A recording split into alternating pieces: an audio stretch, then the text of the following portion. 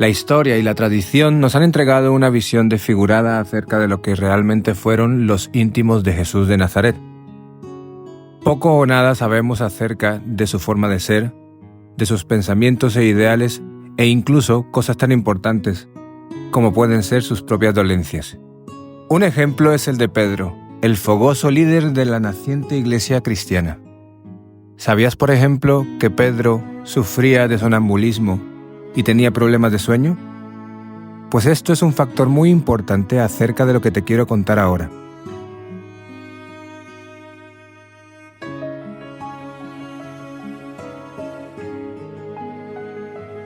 Todos los creyentes conocen aquel pasaje en el que Jesús de Nazaret caminó sobre las aguas. Según el libro de Urantia y la saga Caballo de Troya, esto es un poco diferente a lo que se nos ha contado, y tiene mucho que ver con los problemas de sueño de Pedro. En este vídeo quiero traer la narración bíblica del libro de Urantia y de la saga Caballo de Troya de J.J. Benítez para que puedas comparar las tres versiones de lo que fue este suceso. Empezaremos con el Testamento según Mateo, capítulo 14, del versículo 22 al 33.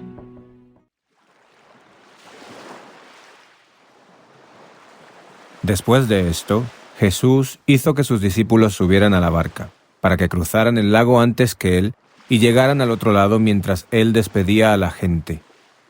Cuando la hubo despedido, Jesús subió a un cerro para orar a solas.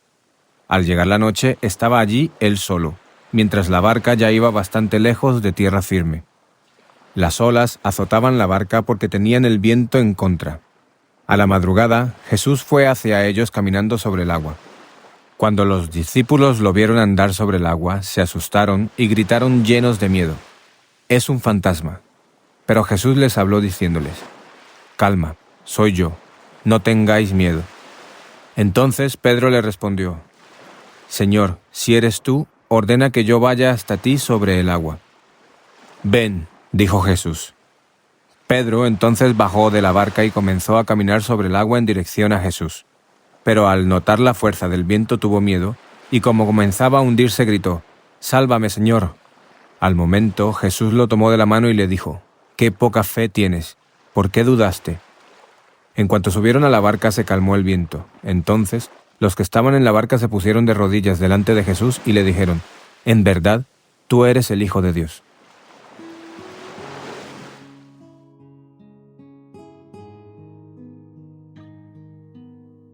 Este es el relato que se nos ha contado y el que perduró a lo largo de la historia. Para entender mejor lo que voy a proceder a relatar, recogido en el libro de Urantia y en la saga Caballo de Troya, hay que tener en cuenta varios aspectos. 1.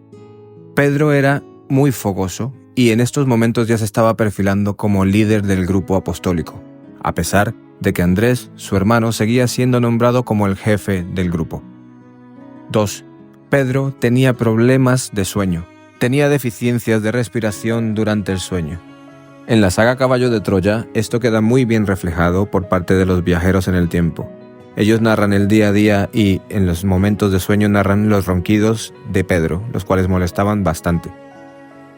Pues esta falta de respiración, a la hora de dormir, hacía que Pedro no descansara bien, lo cual le generaba episodios de somnolencia durante el día y aparte tenía sonambulismo. Y por último quiero que tengáis en cuenta el contexto.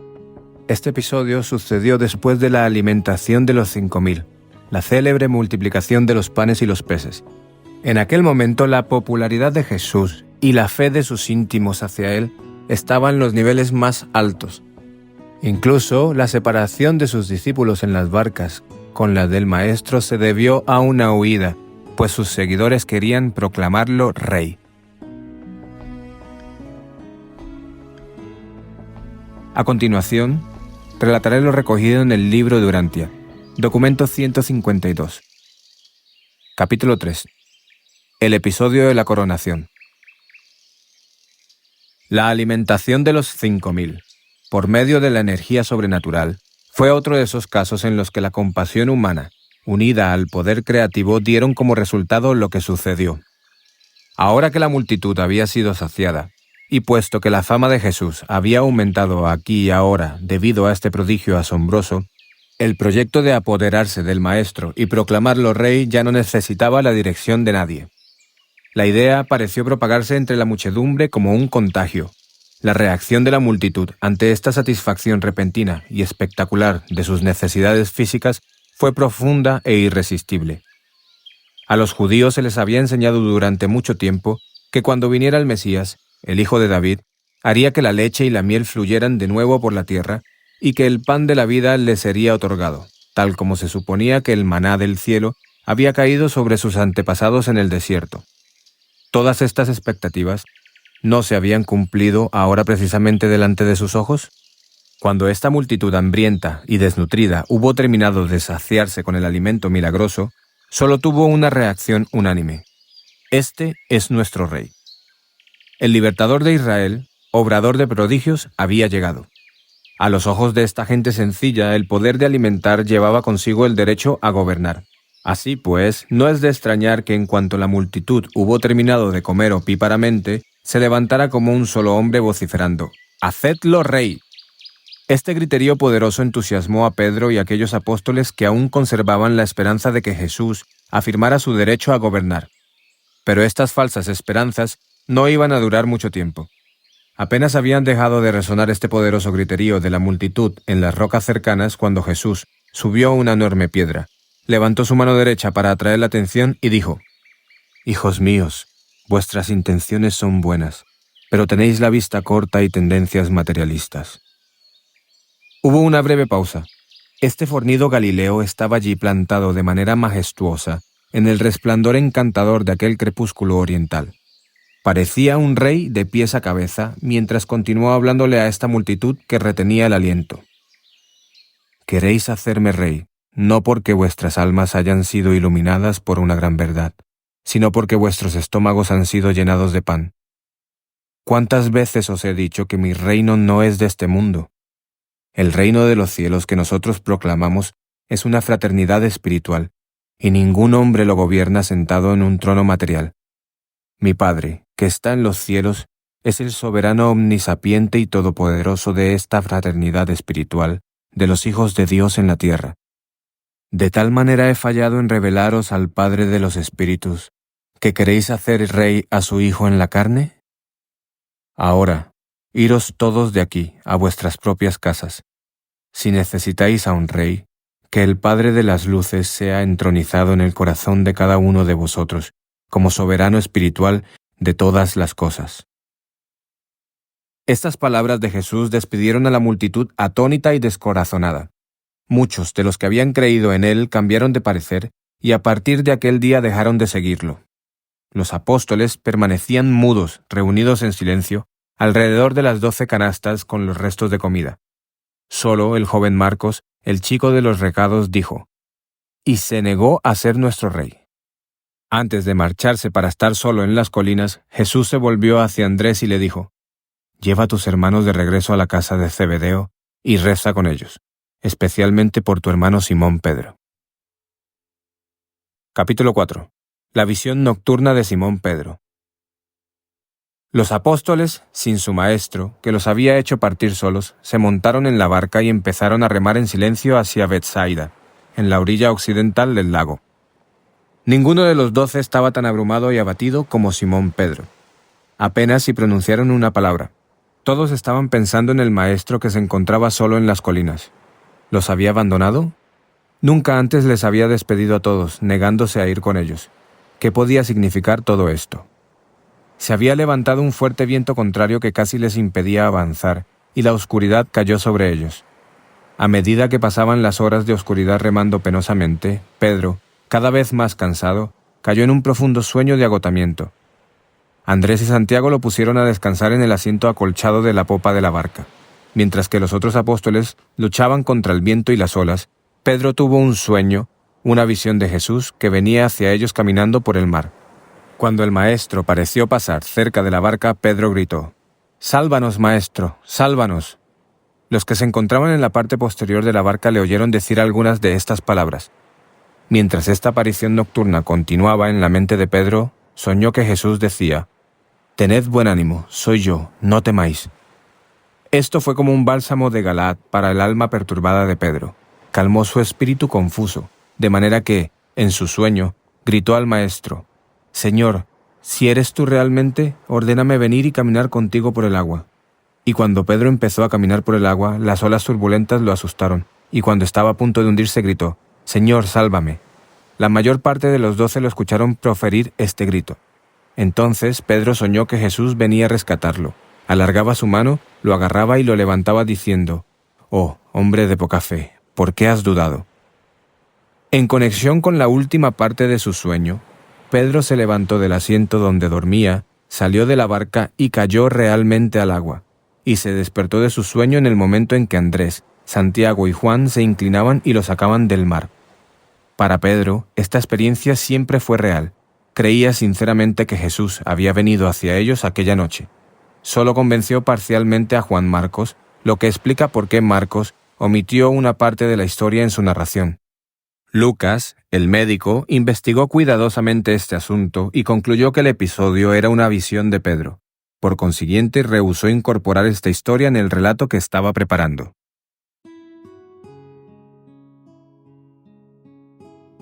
Con esto terminamos el relato del libro Durante acerca de este suceso. Como habrás visto, se deja muy claro que fue un sueño de Pedro. Ahora, deberíamos preguntarnos por qué fue esta la historia que prevaleció. Este pasaje se narra en los evangelios de Marcos, Mateo y Juan. Mateo y Juan fueron apóstoles y seguidores de Jesús, y en la naciente iglesia siguieron a Pedro. Es evidente que, si Pedro, aquel fogoso líder, decía que esto había sucedido, ellos no podían mancillar su imagen y tenían que seguir con la historia de Pedro. Por otra parte, Juan Marcos era un niño cuando todo el ministerio público de Jesús sucedió. Él se unió a los seguidores y apóstoles de Jesús posteriormente y se hizo discípulo de Pedro. Por consiguiente, el Evangelio según Marcos es un evangelio dictado por Pedro. Realmente podríamos llamarle a este evangelio el Evangelio según Pedro. Ahora, quiero seguir con la narración de la saga Caballo de Troya. Este episodio concreto está en el libro El diario de Eliseo.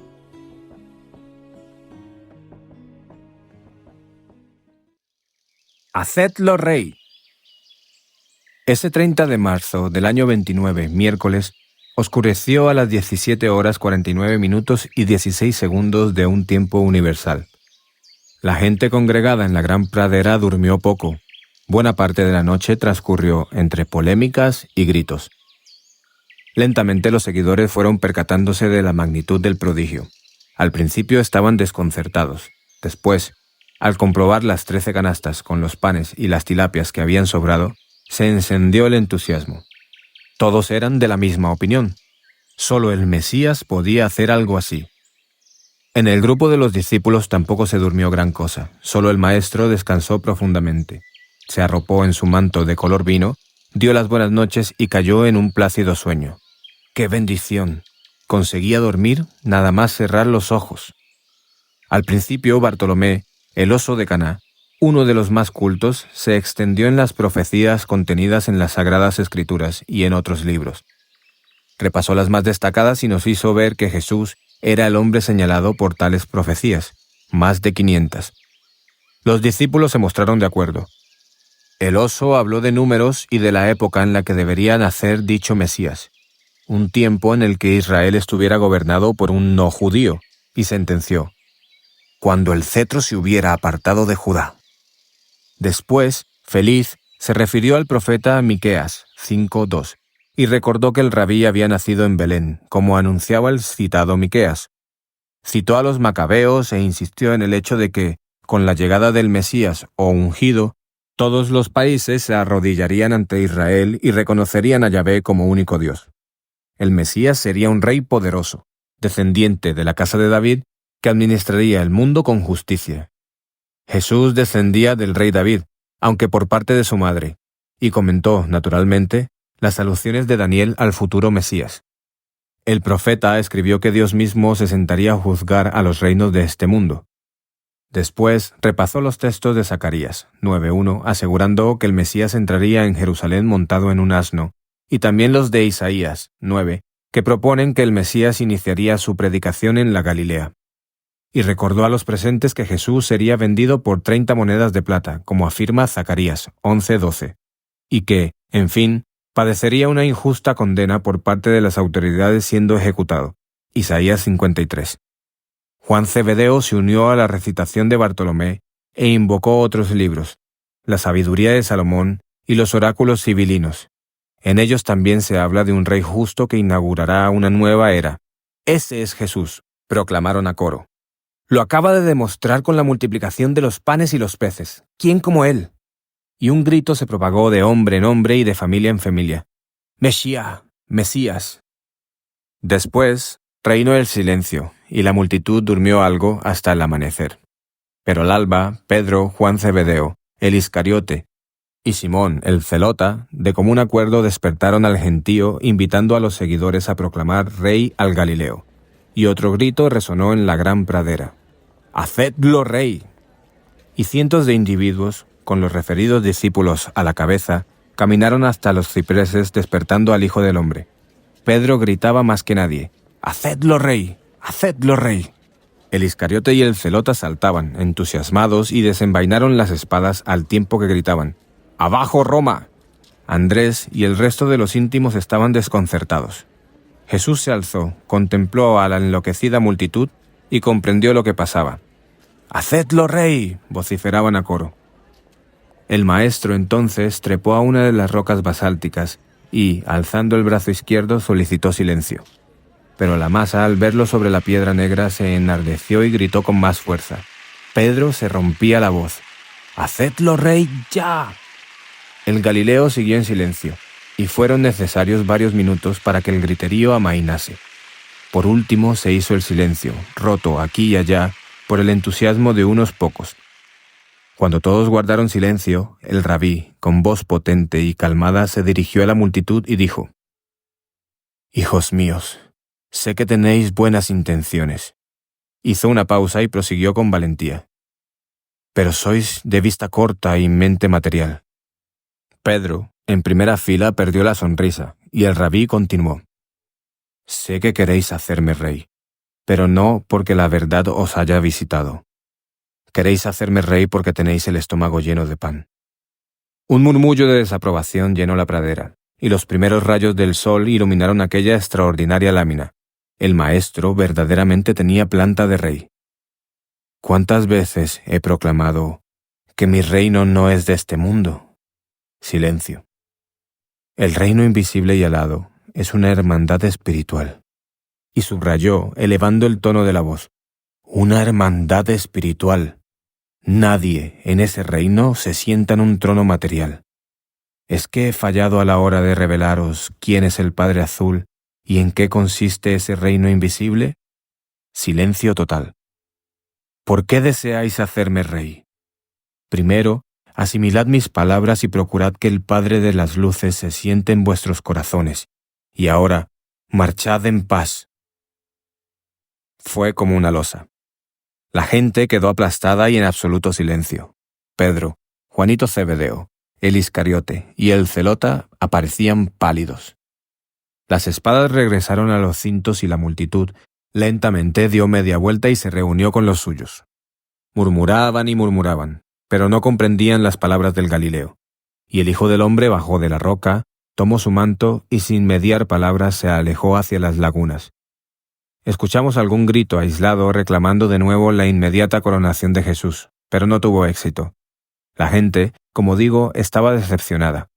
Y vimos cómo recogían sus cosas, iniciando un éxodo hacia la costa. Pedro, sentado en la hierba, lloraba con desconsuelo y repetía: «No entiendo, no entiendo». A la hora quinta, 11 de la mañana, apenas quedaban 400 o 500 personas en la gran pradera.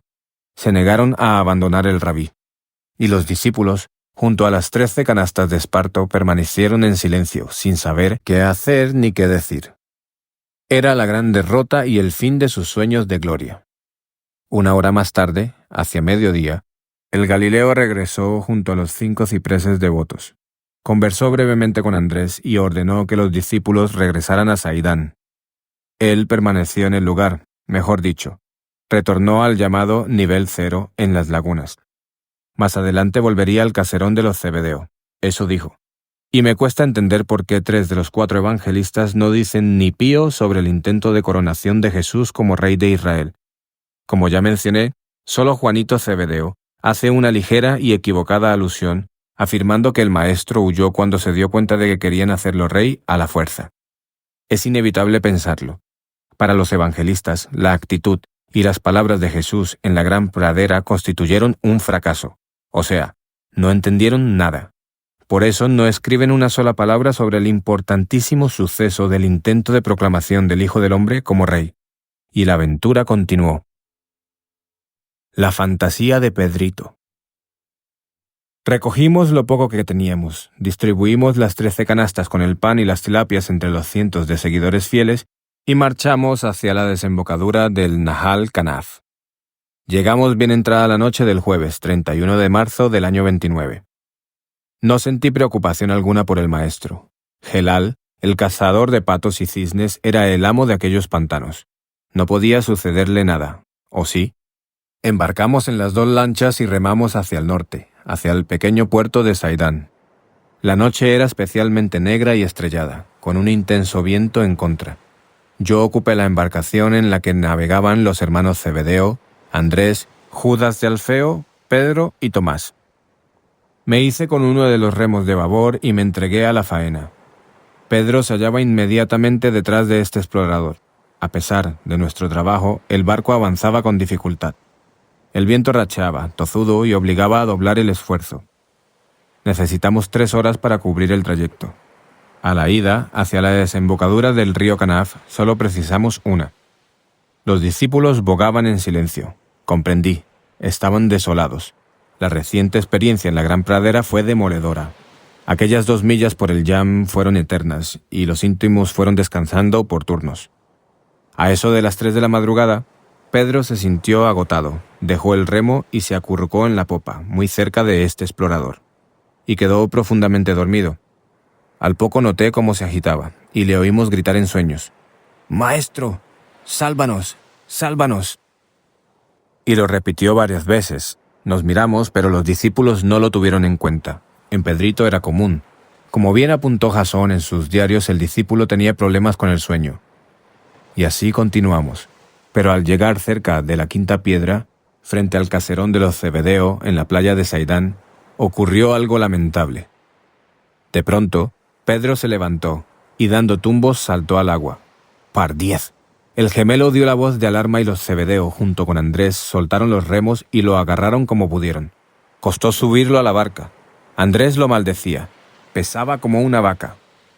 Al dejarlo sobre la cubierta, Pedro aparecía demudado y confuso. «¿Qué ha pasado?», repetía. «¿Qué ha pasado?». La lancha embarrancó y saltamos a la arena. Fue allí, al reunirnos con los tripulantes de la segunda embarcación, cuando Pedrito contó la siguiente y fantástica historia. «De pronto vi al maestro. Caminaba sobre las aguas». Los discípulos se miraron incrédulos. Los de nuestra barca sabíamos que Pedro tuvo un sueño, pero él continuó entusiasmado. «Pasó por estribor, y cuando estaba a punto de rebasarnos le grité: «¡Sálvanos, maestro! ¡Sálvanos!». Él entonces se volvió hacia mí y exclamó: «Soy yo, no temáis». Los discípulos seguían el relato con curiosidad y con una media sonrisa colgada del rostro. Estaba claro que Pedro lo había soñado, pero le dejaron hablar.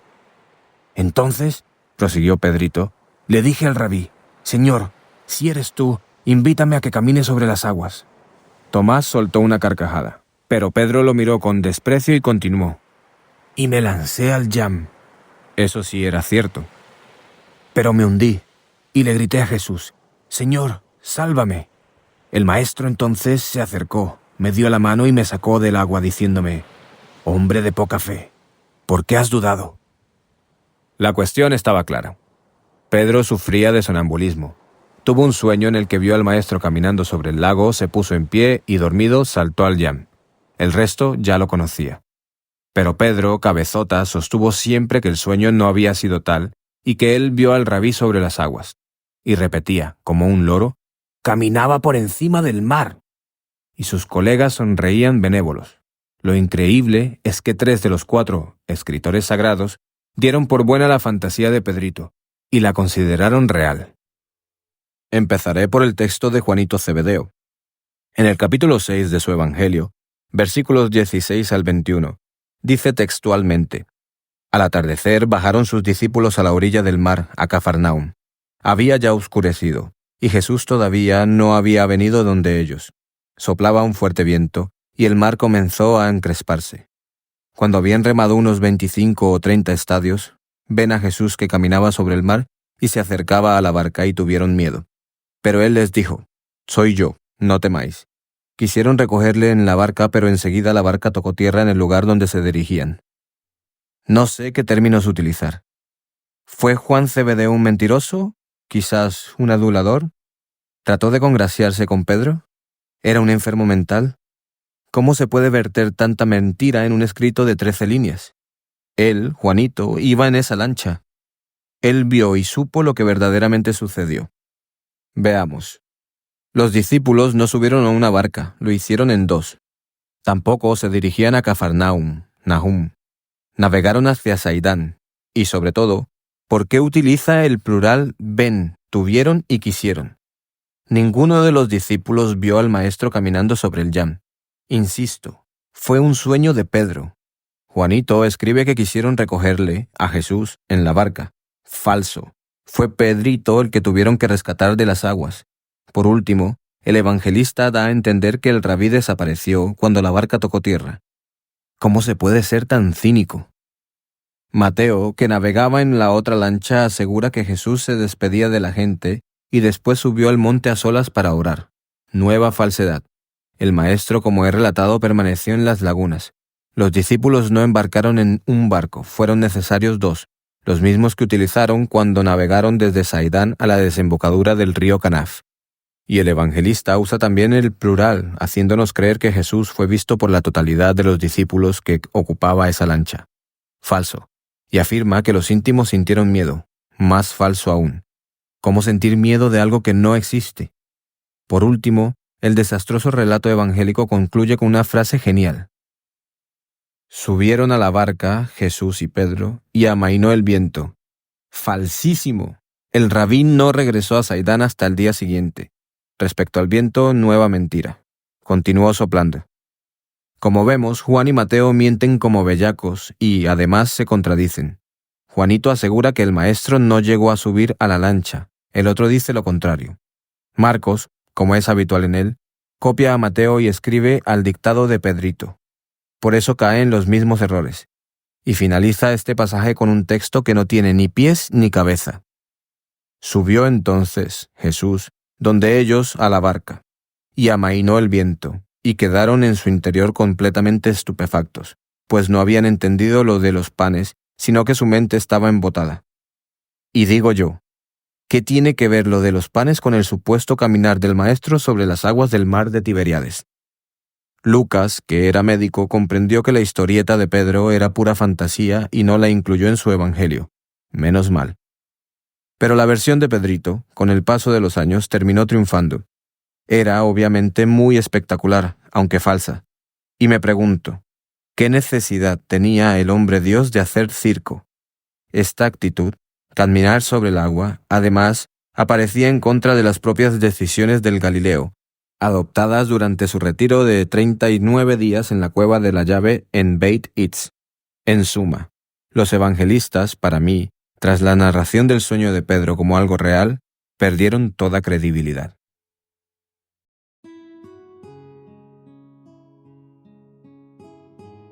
Con esto finalizamos la narración acerca de este suceso.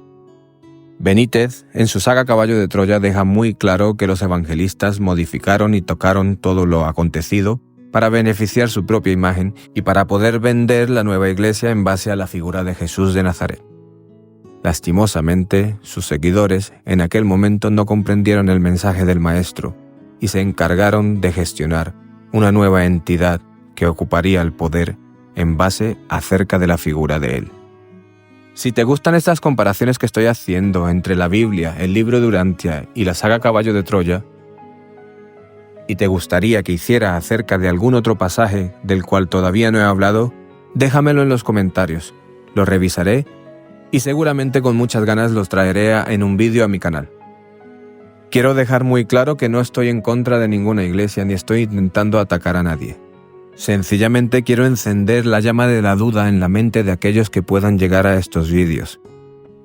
Cuando se descubre el verdadero mensaje de Jesús de Nazaret, cuando se descubre el verdadero propósito de su encarnación en la tierra, que es mucho más de lo que se nos ha contado, realmente se puede llegar a amar mucho más a nuestro querido Jesús de Nazaret, a nuestro Hijo Creador, de lo que se enseña en los cultos religiosos actuales. Ten esperanza y confía. Sígueme para saber un poco más.